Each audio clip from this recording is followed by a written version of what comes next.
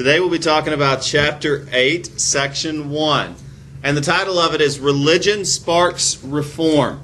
We're going to be talking about a renewal of religious sentiment known as the Second Great Awakening. We talked about the first and pointed back to Jonathan Edwards from the 1700s when America was still a colony of Great Britain. Now, the Second Great Awakening was another fascinating time in American history, and we'll be talking about several famous preachers leading revivals from that time, but we'll also be talking about the social effects and implications of this and how it affected ordinary people. But first, let's talk about religious activism. The Second Great Awakening was a religious movement that swept the country in the late 1700s. Like other Christian religious movements, it taught an individual's responsibility for salvation. That Christianity was to be perceived as a relationship between the individual and their Creator. But it also taught that adherents or congregants or participants in this religion must do good for others. That religion is not just an insular activity, but that it's a community affair. And that true religion should spark an interest in helping others. And that's why I use the heading religious activism. Now, one of the famous preachers from this movement was a revivalist. Charles G. Finney was quite a charismatic speaker. He was talented at creating emotional tension within his audience. He could make a group cry. He could throw down a barn with his preaching. He could raise the fires of hell and then put them out for the crowd. He could knock them down. He'd lead revivals of up to 20,000 people or more. Again, quite a charismatic leader. Traveled the country preaching this simple message. Many of these meetings were held outdoors because there were too many people to fill a church. This was the age of revivalism, where preachers would travel the country. They're called itinerant preachers. My great-grandpa was one of these. Travel the country, preaching at different places, never staying too long at one place. Hold gatherings. Sometimes they last 4 to 5 days, and they move on to the next place. Get people super fired up, and then move on. The general social effect of this phenomena was a greater increase in church membership, but we also see a spark in social activism. And so, yes, talking about religious revivalism as a cultural phenomenon. Christianity is deeply embedded into the culture of the United States. Some of that dates back even to these early days. But also it sparks this culture of helping others. And it's not the only culture that inspired this type of what we call the social gospel movement of helping others. We're going to be discussing some of these other movements as well. First, I want to show you an old woodcut drawing of Charles G. Finney knocking them dead out of the park. Here he is, throwing down a sermon, people laying down in the aisles. He might as well have been preaching old Jonathan Edwards, Sinners in the Hands of an Angry God, telling them how God is a puppet master, how we are but spiders, and He can cut us into hell at any time that He wants. And He is perfectly justified in doing so because we are absolutely sinful and deserving of the fires and pits of hell, and that scared people to death to the point that they would fall down in the aisles. Scary stuff, really. Well, did you know, perhaps I should have been a Baptist preacher. Well, anyway, did you know that Christianity also was very popular among slaves, among African Americans? In fact, freed blacks formed their own church denomination, the African Methodist Episcopal Church was the first African American Christian denomination. But African American participation in Christianity dates back to the first imported slaves. Masters would teach their slaves Christianity and would use that to justify their practice. They would say, well, I'm teaching these heathens, quote heathens, Christianity, and so that justifies the fact that I'm owning these people as property. See, Southern slaves would often hear the message of Christianity as a promise of freedom. Because, well, isn't that what it is? I mean, Galatians 5:1 says, it is for freedom that Christ has set you free. Therefore, do not let yourselves be bonded into the yoke of slavery. And if you are a slave, how do you hear that message? Because if you're a slave and you hear this message of freedom, or you hear the story of Moses going to Egypt to free the slaves, again, how would you hear that message? How would that go into your own understanding? You would hear that as a message of freedom. Now, there were many free blacks in the United States, even throughout the early 1800s, many in the North, but some in the South as well, forming their own churches and organizations. Now, it's very important to understand that Christianity is not the only religion or philosophical idea that traces its roots back to the beginning of American history. Many people like to say, well, our founding fathers were Christians. That's not quite accurate. Thomas Jefferson was a deist. So was Ben Franklin. So were many. The Enlightenment was not a Christian movement. It was mainly focused around deism. Many people who blamed Christianity for much of the ills of the Middle Ages because the church had taught people that the good life was yet to come. And the Enlightenment was focused on making the good life here. Transcendentalism was an extension of that. One of the most famous writers and thinkers of the Transcendental movement was Ralph Waldo Emerson.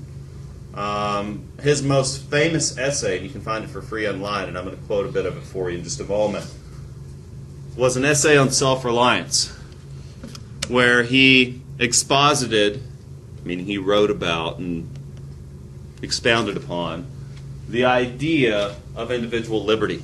What does it actually mean to be free? What does it actually mean to be in chains? Transcendentalism wasn't a religion. There's no transcendental church. It's a literary and a philosophical movement, emphasizing several practical activities that one can engage in to make themselves a better person. Perhaps most importantly, the essence of a simple life. The idea of decluttering. Also, that one can find a deeper meaning and experience through nature. That you can find a deeper meaning in life and experience in nature. One of his other famous essays, and I have a copy of his works, by the way, if you ever want to borrow it. But one of his other famous essays was on nature. And I've read both many times, and you should as well. And he writes about the time he spends in the wilderness. He uses a phrase that's always stuck with me. He said, and when I find myself in my deepest experiences far back in nature, I get caught up into a tyranny of the present. The word we use for that today is mindfulness, or present-minded, or some people use the word flow. You know, I ride mountain bikes. When you're feeling the flow, that means you're going so fast down a steep trail that all you can think about is that moment. You know, last night I was going so fast down a steep trail that dropped more than 1,000 feet in a mile. It was highly dangerous. Sure, I could be here in a cast today, but I'm not, because all I could think about was that moment. And I find that peaceful.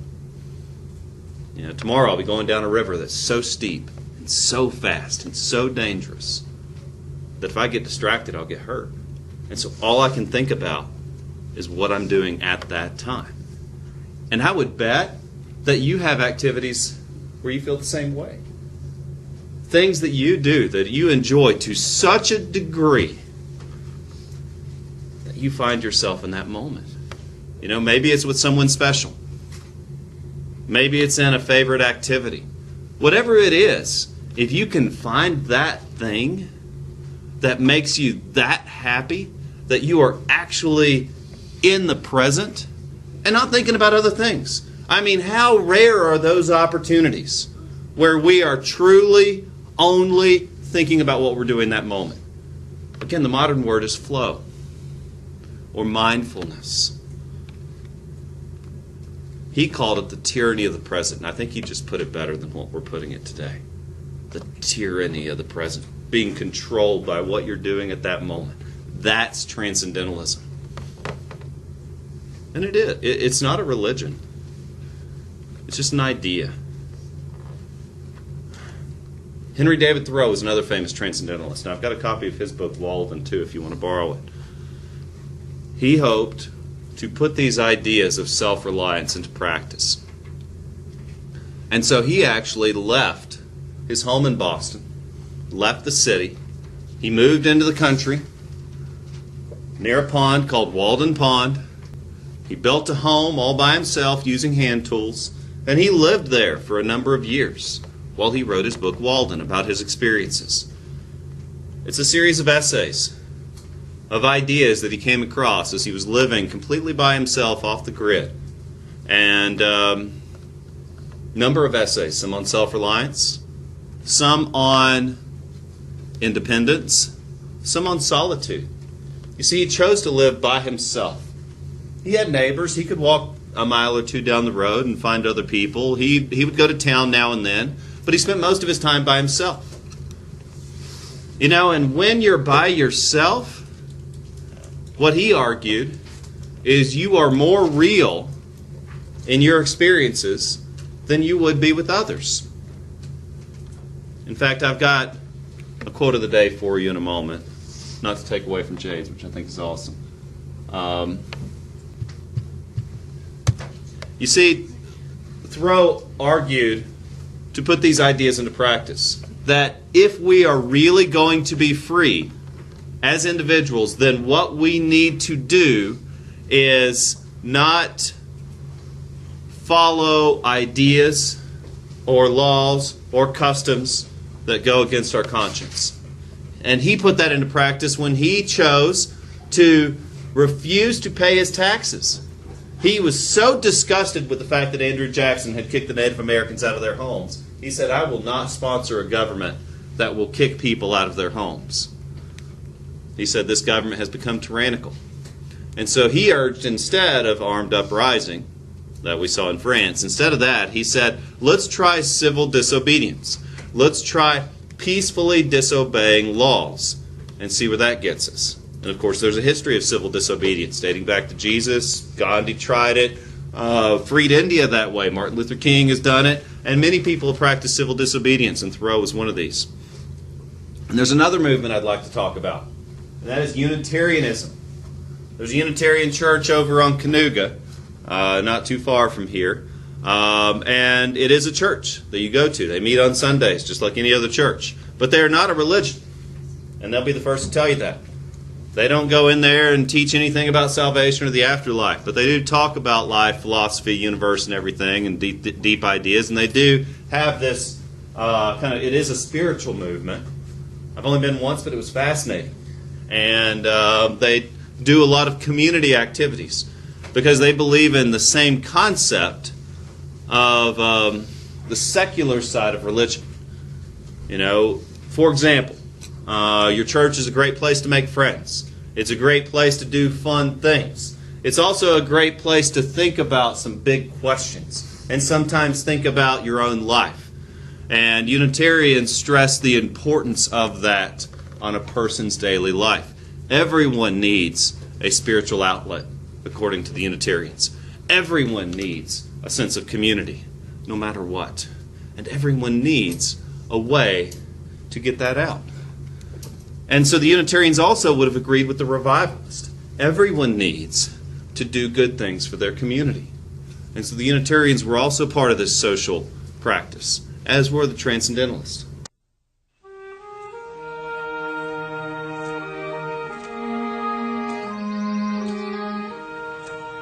On the 4th of July, 1845, Thoreau put the busy, competitive world behind him and made his personal Declaration of Independence. He began a solitary life beside Walden Pond, near Concord, Massachusetts. He lived here for just over 2 years, during which time he kept a journal, raw material for the book. On the surface, it is a simple accounting of what he did and saw and thought. Commonplace, everyday things. But his writing transformed them, gave them far grander significance. On its deeper level, Walden is a spiritual journey in search of the self, and a call for people to step out of the rat race occasionally and follow, to sweep away the clutter of things which complicate our lives. Our life is frittered away by detail. An honest man has hardly need to count more than his 10 fingers, or in extreme cases he may add his 10 toes and lump the rest. Simplicity, simplicity, simplicity. The book has 17 chapters with simple headings using only 39 words, a paragon of brevity. It also is a book written with passion, eloquence, and wit. One critic found Walden of particular relevance to young people who, like Thoreau when he entered the woods, have yet to establish their independence, who still are trying to find themselves and their place in the world. Many today are familiar with lines and phrases by Thoreau, without any idea who wrote them. The mass of men lead lives of quiet desperation. If a man does not keep pace with his companions, perhaps it is because he hears a different drummer. A man is rich in proportion to the things he can afford to let alone.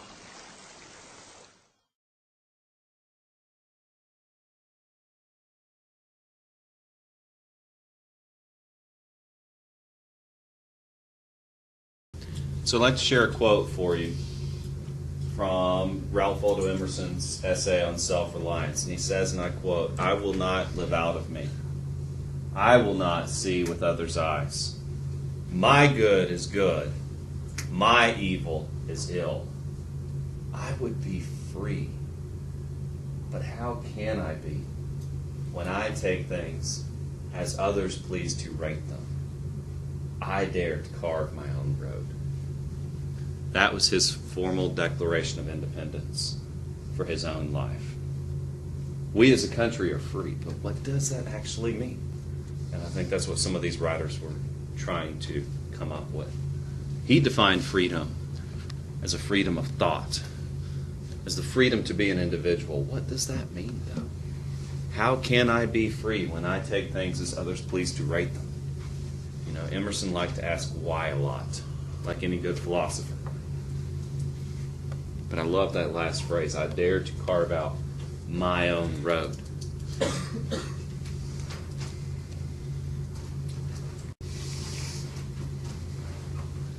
There was a Utopian movement. I think it's kind of neat. In early American history. Remember, our country was based on the idea that we can have the good life now. That we can form an ideal community based on the tenets of democracy. And that we can have a good life on this earth.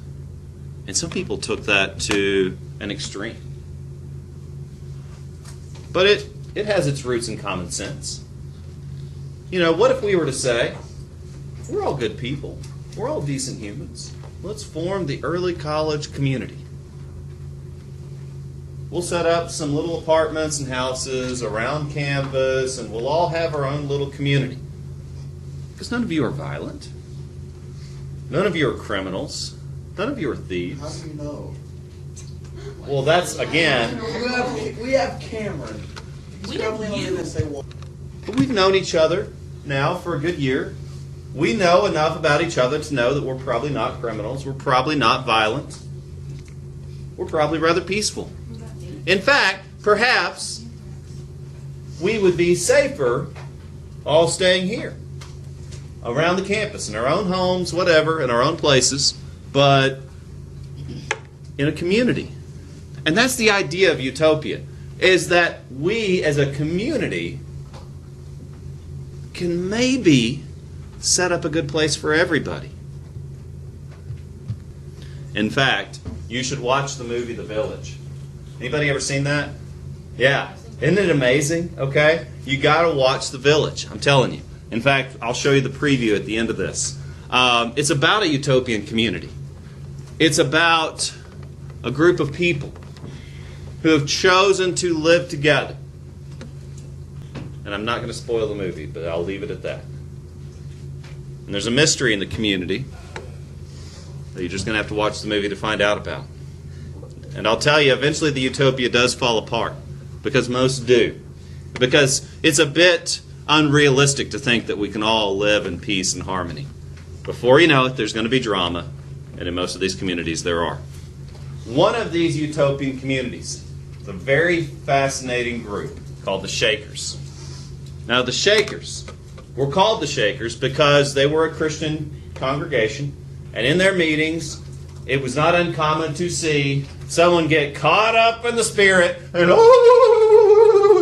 shake. Okay?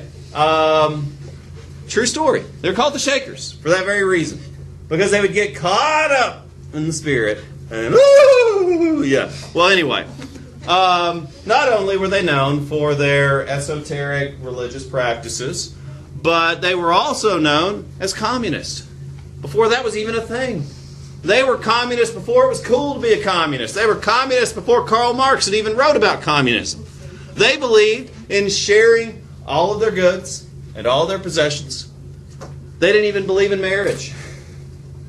They believed in the equality of men and women, that they would all dwell together peacefully, and they would all dwell together platonically, and they would all refuse to fight.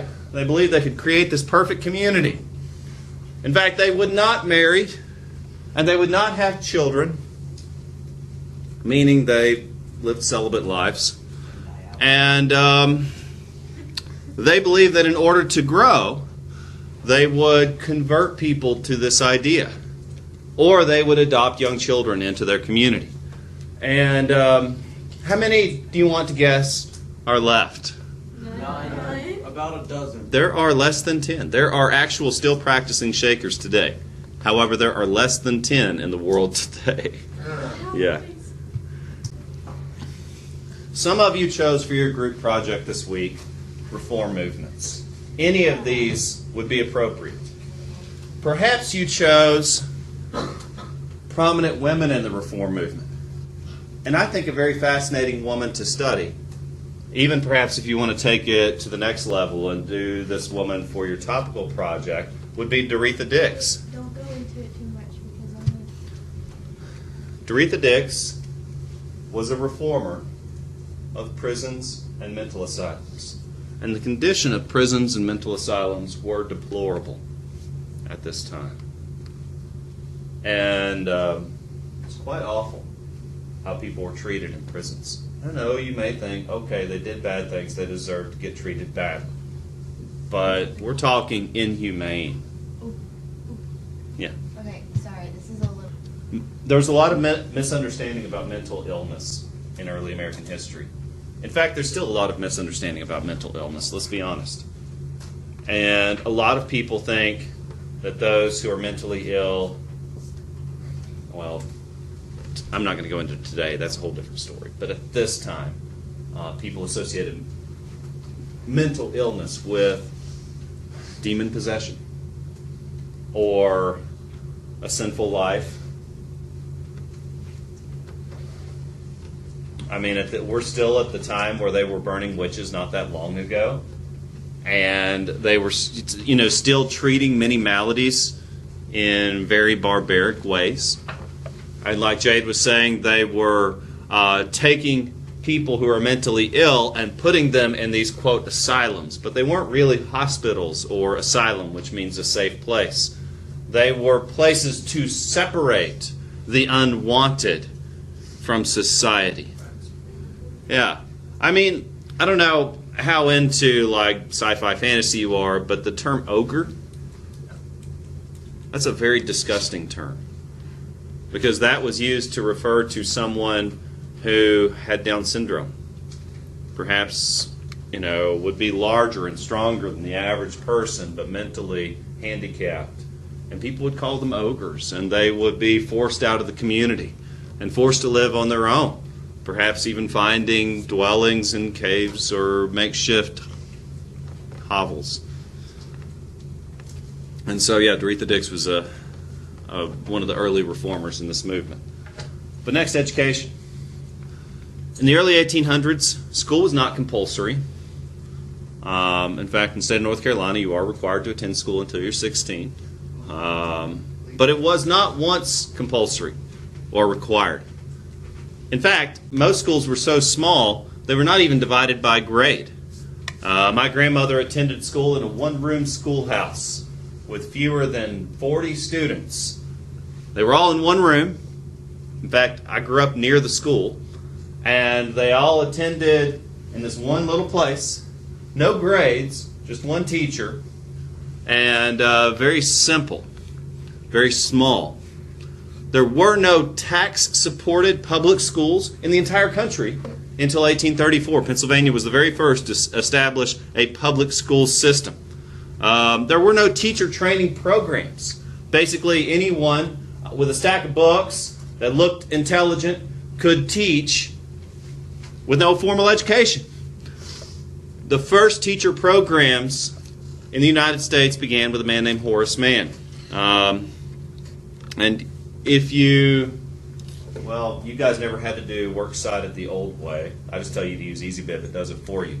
But the old way of doing a works cited was called the Horace Harbrace Manual. There is an actual book that you can buy that will show you how to do an appropriate works cited. It's painful. I had to do it in the days before the internet.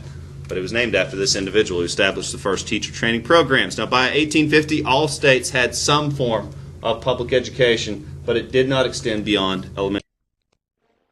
People who struggled to bring an end to slavery, such as the abolitionist William Lloyd Garrison, and ex-slaves Harriet Tubman and Frederick Douglass, were typical of the countless reformers that were active in America during the first half of the 19th century.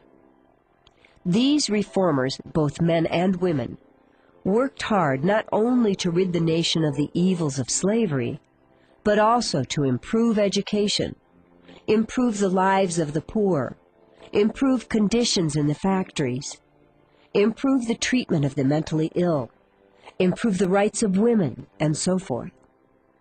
Some reformers even established ideal communities where people came to improve themselves by living and working together in peace and harmony. For they believed that if the conditions under which people lived were improved, ordinary human beings could accomplish truly amazing things.